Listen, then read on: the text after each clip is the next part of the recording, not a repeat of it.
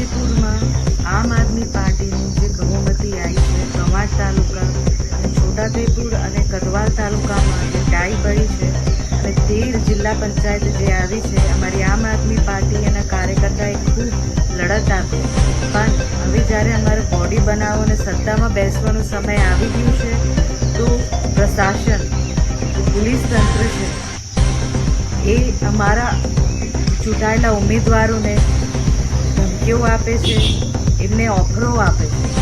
તો હું આટલું જાણવા માંગુ છું કે આ જે પોલીસ પ્રશાસન છે એમના નામો પણ મને ખબર છે કોણ કોણ આવેલા અમારા ચૂંટાયેલા સભ્યો પાસે.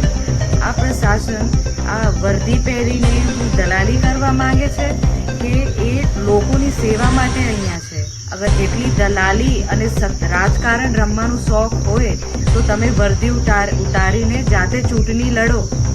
આમ આદમી પાર્ટીના ઉમેદવારોને તમે દાદ ધમકી આપો છો અને એમને ખોટા લોભ લાલચમાં ફસાવવા માંગો છો અથવા ખોટા કેસો કરી દો એવા તમે ધમકીઓ આપો છો, તો તમે આ કરવા શું માંગો છો?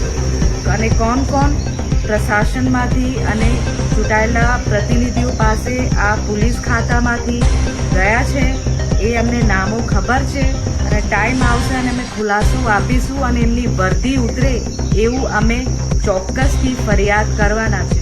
તો તમે ચેતી જાઓ, બીજેપીના તલવા ચાટવાનું તમે બંધ કરો.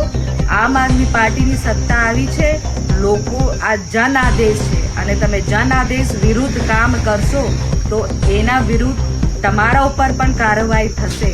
તો હું એક નમ્ર વિનંતી કરું છું કે જે પણ આ ષડયંત્રમાં બીજેપીના જે દલાલો છે આવીને અમારા ઉમેદવારોને તોડવા માંગે છે કે એમને ધમકાવે છે, એ ચેતી જાય ને તો એમનો વારો છે.